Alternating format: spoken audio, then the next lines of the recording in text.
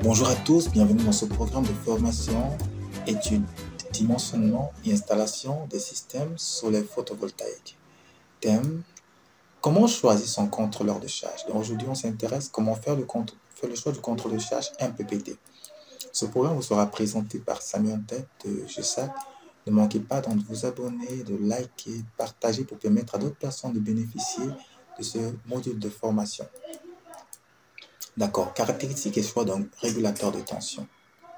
La puissance du générateur est l'un des caractéristiques fondamentaux dans le choix du contrôleur de charge. D'accord? Donc, lorsque vous allez faire votre choix de contrôleur de charge, il faut vous rassurer d'avoir déjà obtenu la puissance du générateur photovoltaïque. Plus tard, nous allons mieux vous expliquer. Vous devez être sûr également d'avoir défini la tension du système. Après certains calculs, bien sûr, vous devez être sûr d'avoir obtenu le courant de sortie du générateur photovoltaïque. Donc, les paramètres importants donc, c'est la puissance du générateur, la tension du système, le courant de sortie du générateur photovoltaïque. Dans la suite, nous allons essayer de vous expliquer comment ça marche, d'accord? Nos différents manuels de formation, vous les avez sur Amazon. Vous avez Système photovoltaïque, System for Beginner. Non, Système photovoltaïque pour les nuls en français et en anglais, photovoltaïque, System for Beginner, ouais. Vous avez également Comprendre le photovoltaïque et Understanding photovoltaïque. Vous avez Système de pompage photovoltaïque et Devenir technicien du photovoltaïque, qui est le cœur en fait d'un programme de formation que nous avons conçu pour vous, qui est actuellement disponible sur Udemy. Pour ne pas perdre beaucoup de temps, nous allons directement descendre pour vous présenter ce programme de formation. Donc, nous vous avons dit que nous travaillons sur un projet qui consiste à faire de vous des techniciens de photovoltaïque. Dans le thème de notre formation, c'est Devenir technicien du photovoltaïque. Et voici l'image que vous trouverez sur Udemy qui est l'image de présentation de la formation. D'accord. Au cœur de la formation, vous avez les notions de base en électricité. Donc là, on essaie de vous donner quelques notions de base en électricité.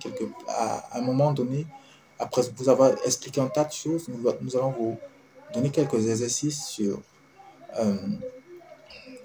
la réalisation d'un simple allumage, d'un va-et-vient, d'un double allumage. Si vous avez la possibilité de vous procurer un kit tel que interrupteur, simple allumage, va-et-vient, double allumage, une ampoule autant pour moi, vous serez bien parti pour appliquer, quitter de la théorie à la pratique. Donc, c'est vrai que là, il faut faire quand même beaucoup attention parce qu'il pourrait y avoir un peu de fumée. C'est pourquoi je vous conseille, lorsque vous allez vouloir partir en pratique, d'aller sur YouTube ou ailleurs pour voir des vidéos où on vous explique comment installer un simple allumage, d'accord? Parce que nous allons faire la théorie.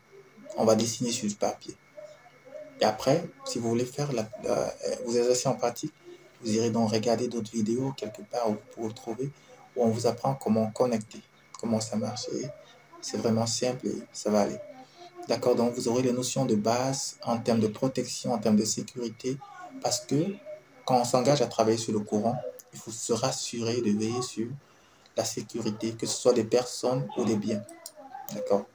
Généralité sur les énergies renouvelables. Ici, nous allons brosser toutes les différentes sources d'énergie renouvelable qui existent.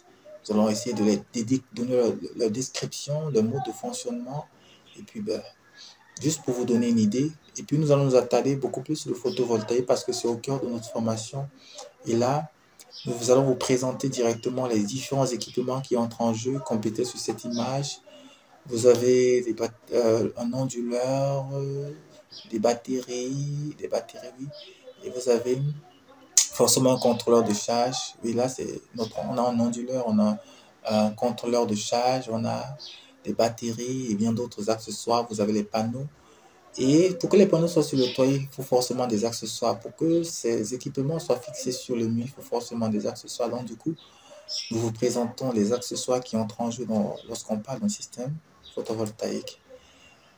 Après ça, nous entrons dans les bases d'un système photovoltaïque. Ici, vraiment, on se rassure de vous donner les outils pour vous permettre d'aborder la suite de la formation. Parce que dans la suite, vous avez uniquement des cas pratiques.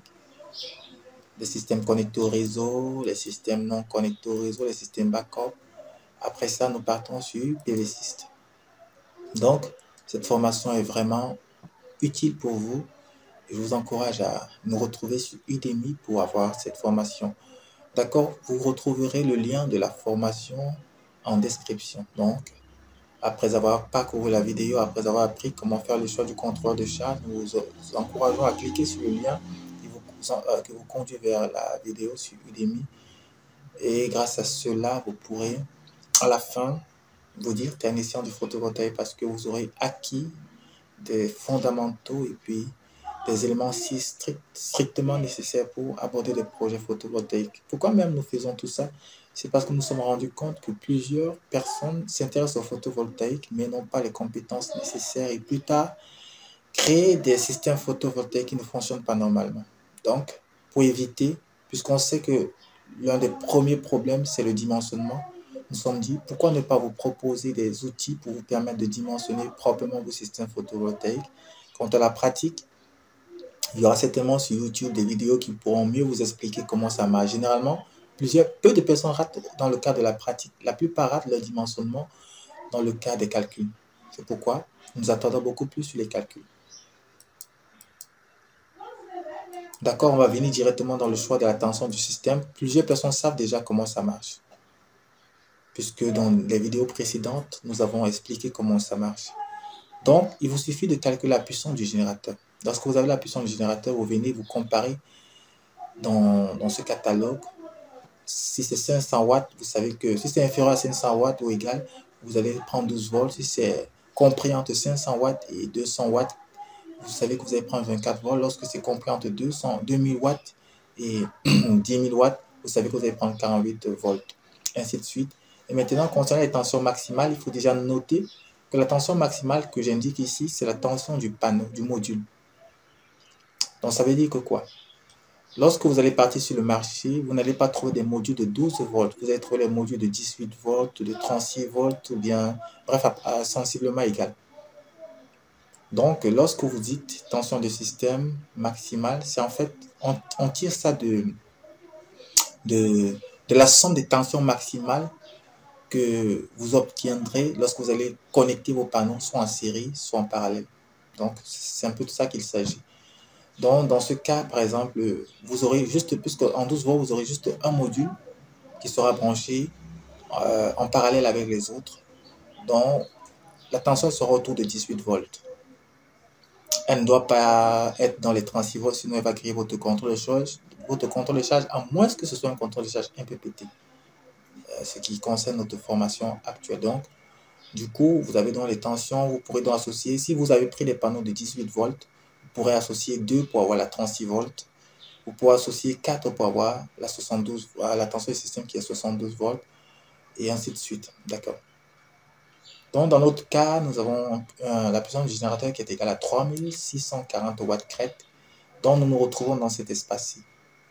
Notre tension du système est 48 volts. On va continuer.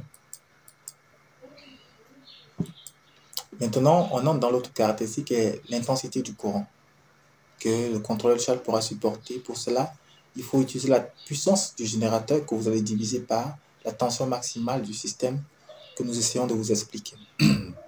Puisque vous avez défini la tension du système qui est 48 volts, vous allez donc savoir que vous comprenez que vous allez associer 4 panneaux en série. 4 panneaux lorsque vous êtes avec des tensions telles que 18 volts. Sinon, si vous êtes en 36 volts, vous allez associer 2 modules en série. Et vous allez obtenir la tension maximale du système. Là, c'est parce qu'on veut faire le choix du contrôleur de charge, mais il faut aussi noter que, puisque le contrôleur de charge est MPPT, lorsqu'on va faire le câblage même des panneaux, des modules, on ne va pas tenir compte de la tension du système en tant que tel. On va s'attarder sur la tension que le contrôleur de charge peut supporter. Généralement, la tension du système est fixée pour faire le choix du contrôleur de charge à cause des batteries qu'il doit charger. Les batteries qu'il doit charger, en fait, ont une tension maximale définie.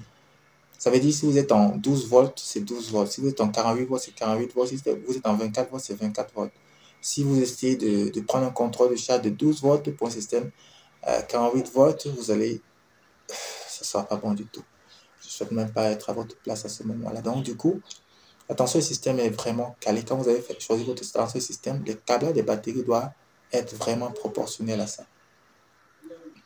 Par contre, maintenant, lorsque vous allez vouloir faire le câblage des panneaux, c'est un autre monde.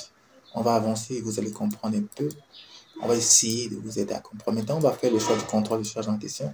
On a déjà la puissance maximale, enfin la puissance du générateur, on a la tension du contrôleur de charge, on a l'intensité, pas du contrôle de charge que le générateur peut produire. Là, maintenant, on vient dans un catalogue qui va un peu nous orienter. Ce catalogue nous présente une marque, sans publicité, on parle là de Victron Énergie, qui nous dit que la puissance nominale, lorsque la puissance nominale est de 1000 watts et que l'intensité est de 70 ampères, la tension de système du contrôle de charge est de 12 volts. Donc, pour une tension de système 24 volts et une intensité de 70 ampères, la puissance maximale que le générateur doit produire doit être de 2000 watts. Dans le cas de 48 volts, d'un système 48 volts, et avec une intensité, dont le contrôle de charge peut supporter une intensité allant jusqu'à 70 ampères pour une puissance aussi de 4000 watts. Un peu comme ça que ça se lit. Donc du coup, s'il fallait venir peut-être sur cette rubrique, on dira que pour une tension de système de 48 volts et intensité que peut supporter le contrôle de charge max 100 ampères, votre puissance du générateur ne doit pas dépasser 580 watts. Un peu comme ça. Donc du coup, quand vous avez fini de faire les calculs, il faut venir donc regarder les caractéristiques du fabricant pour rassurer que les caractéristiques du fabricant correspondent à votre besoin. Pour nous, nous allons donc faire ce choix. Un contrôleur de charge 70 ampères, tension de système 48 volts et puis puissance maximale 4000 watts. Et ici, c'est ce détail important. Ici, on nous explique que le contrôle de charge pourra supporter une tension allant jusqu'à 250 volts provenant des panneaux. Donc, lorsqu'on va câbler nos panneaux, on va s'attarder sur cette puissance, sur cette tension-ci. Si on peut mettre 6 panneaux en série pour avoir cette tension, on va mettre. S'il faut mettre 8, on va mettre. S'il faut mettre 10, on va mettre. On se rapproche au max de cette tension. Vous voyez que l'intensité va chuter. Donc, c'est un peu ce détail qu'il fallait apporter. Je pense que c'était tout pour aujourd'hui. On se dit à très bientôt et on continue de vous encourager à motiver d'autres personnes à s'abonner, à liker.